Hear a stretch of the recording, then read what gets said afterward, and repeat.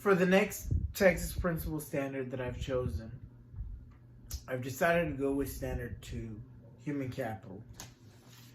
And on Standard 2, in specific, I chose 2A, which is the Targeted Selection, Placement, and Retention. The principal selects, places, and retains effective teachers and staff. You know, I thought when I asked Mr. Aragon, who was my site supervisor, about this one, I thought of in particular this one because I think it's so important, even now, in the midst of a pandemic.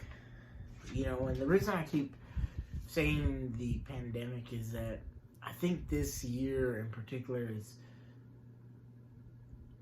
just a unique year. Even last year, March, obviously it's been a full year since we've been in the pandemic, but I think it's changed the perspective of education right now, and public education. You know, there's still a lot of uncertainties, worry and fear from parents, you know, how safe the schools are. And although we do our best, you know, we try to be as effective as we can. We try to make sure that we're doing everything on top of that, but we're still human too. And so we know that there's room for possibly a case or two, but I can tell you that we're striving to do everything we can to make sure that doesn't happen. And so I'm not saying that on our campus we have or haven't. Obviously, that's public information. Anyone can see that. But the reason I say that is because there's also another piece to that. And I think it's the fear of our educators. They have just as much worry too. And that's surely understandable. And I think right now, for a lot of our co-workers and colleagues that we've worked with, there's even more uncertainty for them. And the daunting task that has come with public education as far as in the classroom, you know, doing the job. And you see it. Teachers are working at even a higher pace than what they already have been. And no better way to shine light on this is because we learned something this year. You know, I can speak of that I know of personally several colleagues that are on my current campus and campuses that are I'm no longer with, that teachers suddenly just walked in and the demand was so overwhelming that they felt that they needed to let go. Whether it was from an MCL position or it was just in general saying, you know what, I've served my time, I've done well, but it's time for me to go ahead and exit. And that hurts because I think we've lost some good educators along the way. And I'm sure some of those that may have not been there, but still, every educator deserves recognition. And I think for me, it's even more so right now. Teachers need that moral support. They need the pat on the back that says, hey, you're doing a great job, even though we're in the midst of a pandemic and we're struggling. And so for me, when I looked at 2A, I just thought that one right now speaks volumes, right? As far as looking at the placement, looking at the retention, you know, how do we keep the good educators? And how do we keep our educators still striving and wanting to do more for our students? And it's a question that I think a lot of people are asking. You know, the statistics have shown, we've seen in recent years that, you know, we're not getting as many educators as we would like to see, where it was in previous years where you kept seeing people, I'm going to become an educator, I'm going to become a teacher, I'm going to do this. And that's worrisome. And not so much that we're not going to have educators. I do believe we're still going to have them. I just think we don't want to let the good ones go. And how do we attract them? So for me to target Standard 2A, it was really, I wanted to sit with Mr. Aragon, and one thing that we talked about was, what if we designed, as a district, I know we have a leadership pipeline, but more so a leadership pipeline and recognition for our current teachers on our campus. And so my idea is that I just feel like we needed, if we could start to do walkthroughs a little more so right now. Maybe an idea was, and obviously I'm talking from the mindset, let's say I'm principal or aspiring to be that assistant principal, what could I do?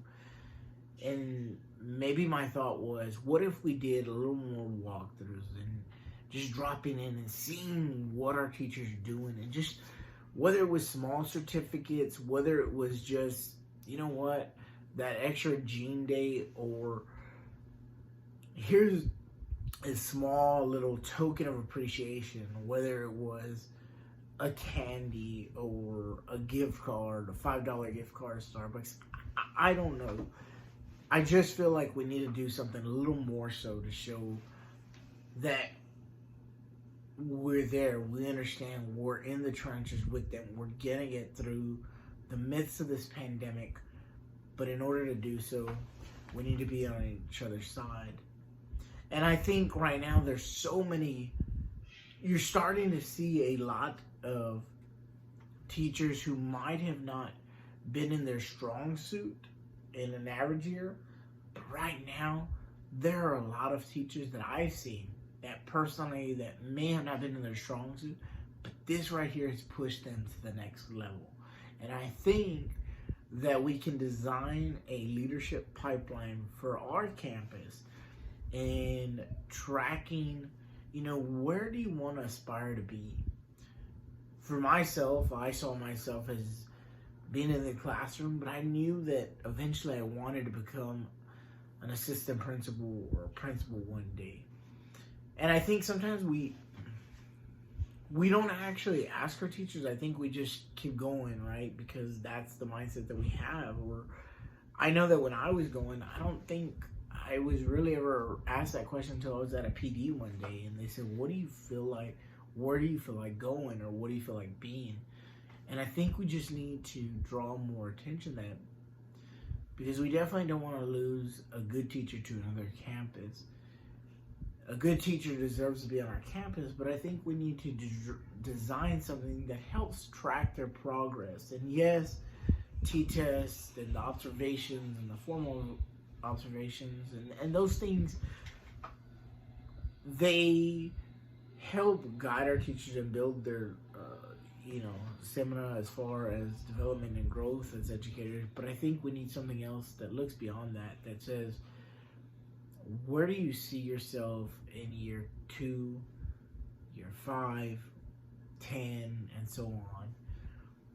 And sometimes maybe it's, I've been teaching science for so long, and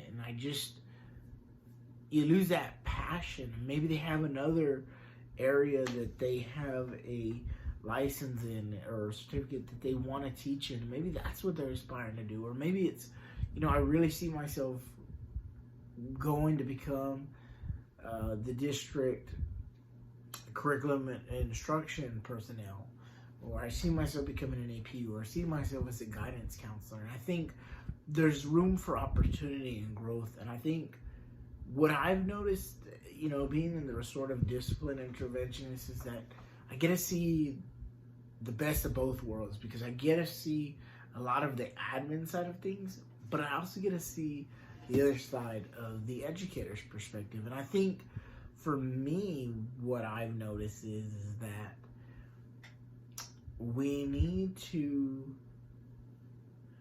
really come up with, for our campus, we're in year 5. So I still call us a baby campus. We're still growing. We're still finding the things that work for our campus, and we need to find the Resnick way.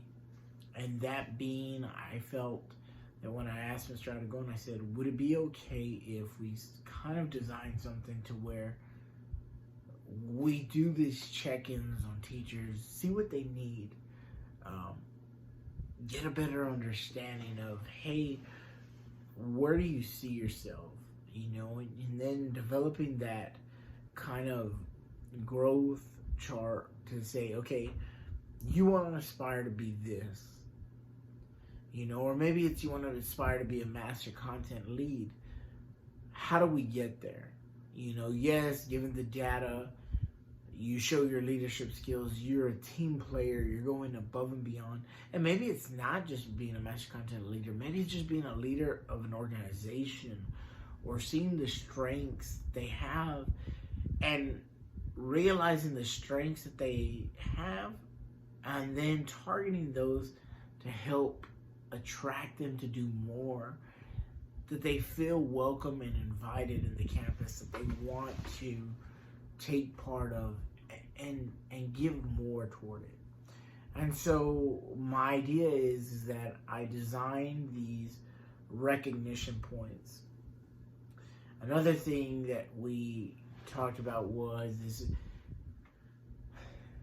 we designed the student council to kind of help motivate teachers and help boost that morale, especially right now. So what we did was we created a board of where teachers compete against each other, not just in academics, but as kind of a fun morale booster thing.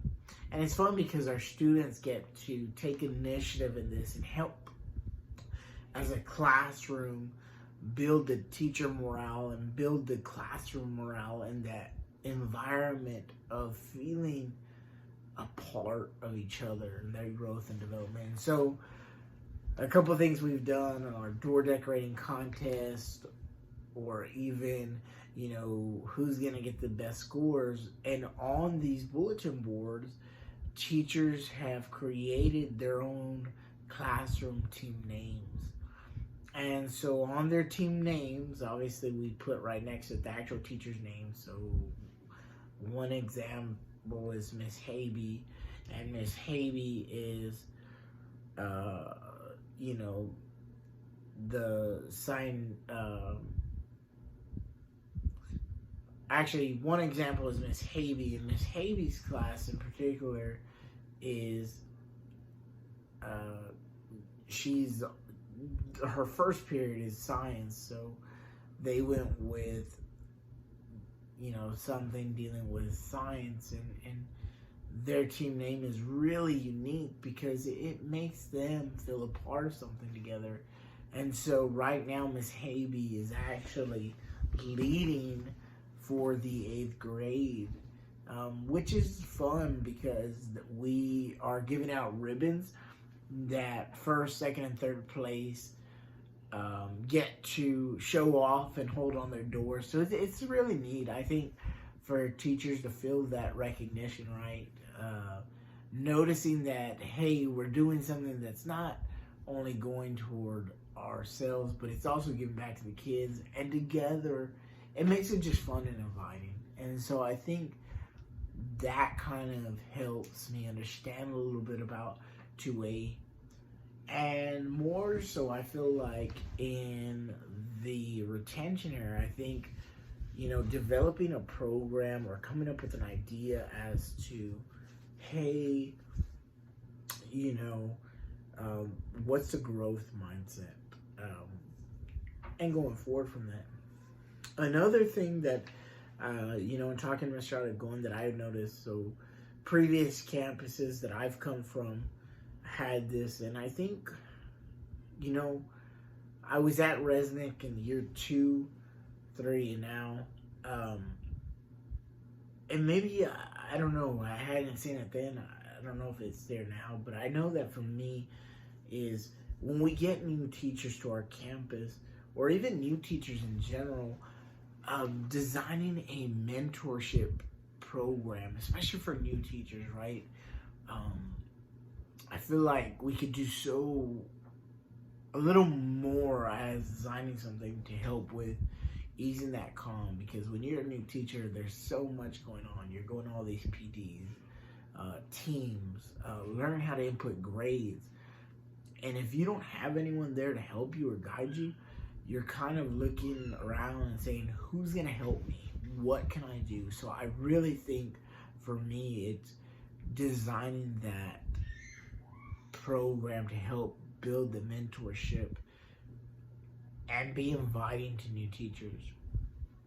So one of my things is designing a piece to where new teachers have a veteran teacher or someone that they can use as that mentorship, and they can utilize and go to them along with at least once or twice a month, having, whether it's before school or after school, a small little segment where they come in and we just kind of touch base. Well, how are you feeling? And checking up on them and continuing to grow that pattern. Along with, we could even use that to build on veteran teachers. You know, maybe get them out of that comfort zone and shake it up a little bit. I just think recognition is key.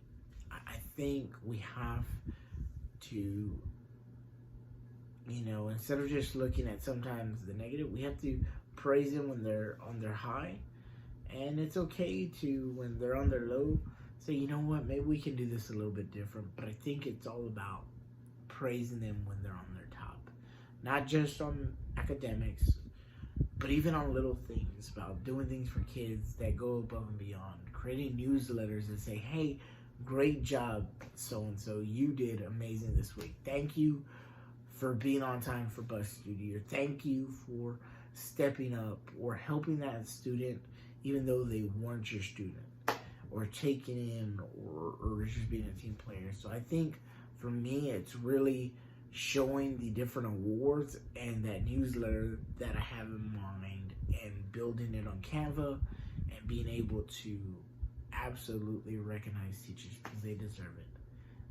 So that's my understanding of 2A, and I hope that makes sense. So I hope you enjoy it.